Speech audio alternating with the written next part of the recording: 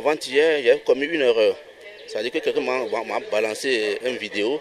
Je n'ai même pas lu et voilà la fin de la vidéo, puis j'ai lancé. Oh, c'est une fausse information.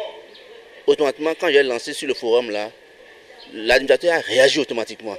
Que vous soyez lettré ou analphabète, on vous appliquera la loi parce que vous avez fauté. Donc, il est important que vous soyez informés et que vous continuez de vous informer. Éduquer la population de l'arrondissement de Révier sur l'impact des infos en cette période préélectorale pour parvenir à une élection présidentielle apaisée est l'idéal sur lequel se repose la motivation du docteur Marius Dosuyovo qui a initié ce samedi 13 mars une rencontre de sensibilisation à l'endroit des cadres de Révier. Une communication riche et alléchante donnée par un expert en pratique numérique autour du thème « La déconstruction des infos comme facteur de paix ». D'où vient l'information? La structure d'où vient l'information? Est-ce que c'est une institution publique? Est-ce que c'est une institution privée? Est-ce que c'est une institution officielle? Est-ce que c'est une ONG? Est-ce que c'est l'État? Tout ça, c'est important pour savoir si c'est une infox ou pas. Deuxième chose, c'est l'auteur de l'information. Qui a dit ça? Celui qui a dit, est-ce que c'est un enseignant à l'université? Est-ce que c'est un amateur? Est-ce que c'est un expert?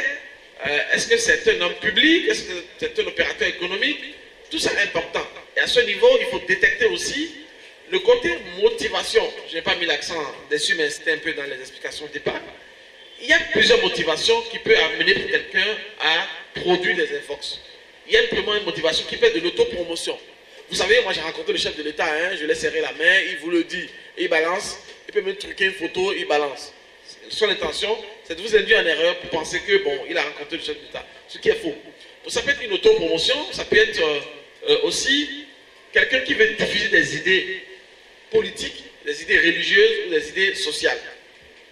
Ça peut être carrément quelqu'un qui veut faire du commerce, mais derrière il veut vous induire en erreur, passer par des moyens frauduleux, vraiment mal intentionnés pour faire son commerce. Il faut voir ça. Et quand vous avez un nom, c'est pas parce que quelqu'un qui vous a envoyé un nom affiché sous un message que par exemple la personne est connue, que la personne a forcément de réputation. On peut être connu et connu de mauvaise réputation. Et enfin, c'est la nature du document. Quel est le support qui porte l'information qui est donnée par cette structure, par cette personne? Il faut aller à checker, vérifier pour voir est-ce que l'information n'est pas falsifiée. J'ai donné souvent deux exemples. Le premier, c'est quoi? Vous avez un document qui peut être vrai, mais l'information qui est sur le document est fausse. Vous avez un document qui est faux, mais l'information qui est sur le document peut être faux. Ou l'un ou l'autre. Des échanges s'en sont suivis entre communicateurs et population. Quelles sont alors les sources fiables, les canaux digitaux fiables de référence? Des points d'ombre ont été éclairés. Une information, quelque chose, c'est d'abord la source. Et ça rejoint quand je parle de l'organisation de l'auteur. Mais la source ici, vous parlez des sources audiovisuelles, de façon spécifique, de façon peut-être plus large, et des sources numériques. Parce qu'en matière de sources d'information, on en a 5. Je vais profiter pour donner ça à tout le monde. On a 5 sources. On a les sources humaines. Parmi les sources humaines, un parent à vous et une source à vous. Un expert, un médecin, un magistrat, un juriste, c'est une source. Je rappelle de parler de sources humaines. Les sources humaines, c'est sur vos collègues et quelqu'un d'un métier ou vos amis. C'est ça les sources humaines. On a ensuite les sources organisationnelles. Une bibliothèque, un centre de documentation, un centre d'archives. C'est les sources organisationnelles.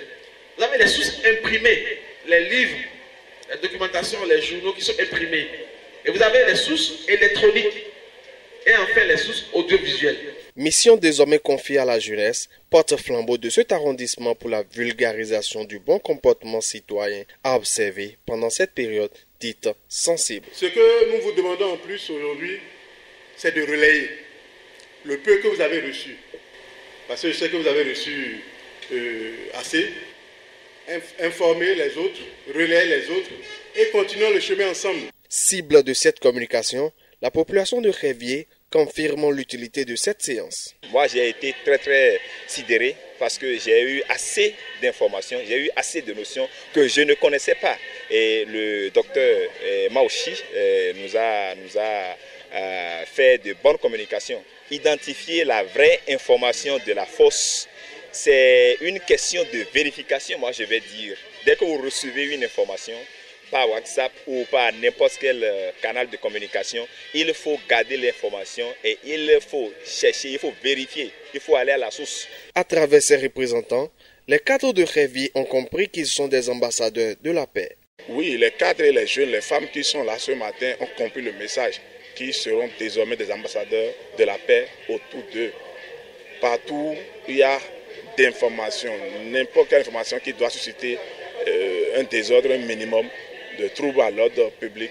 Nous sommes là pour dire revenons à la paix, revenons à l'essentiel. Cette période que nous sommes en train de traverser, c'est une période électorale, vous le savez bien sûr.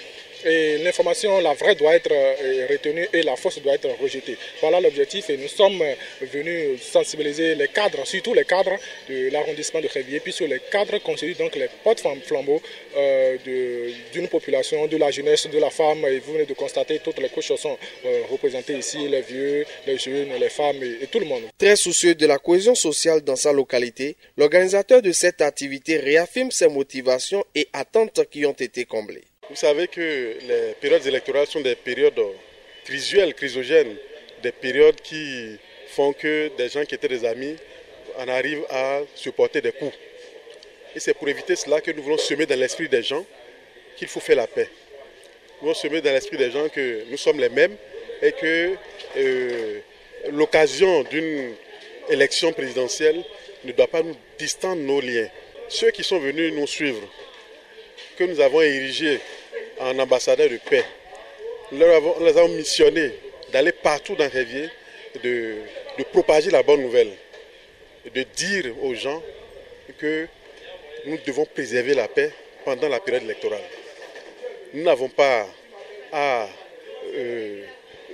avoir des disputes pour tel ou tel candidat, non. Le chef d'État a dit que ce serait une fête et il nous a même promis une danse. Est-ce que vous voyez? Donc prions que nous, en tant qu'enfants de ce pays, que nous puissions faire ce qu'il a demandé et qu'au finish, tout se passe dans la paix, dans le calme. Mais sur le cœur, les organisateurs de cette salvatrice activité peuvent désormais se réjouir d'avoir réussi leur mission qui prônera dès ce jour la paix dans cet arrondissement et même au-delà pour une période électorale apaisée.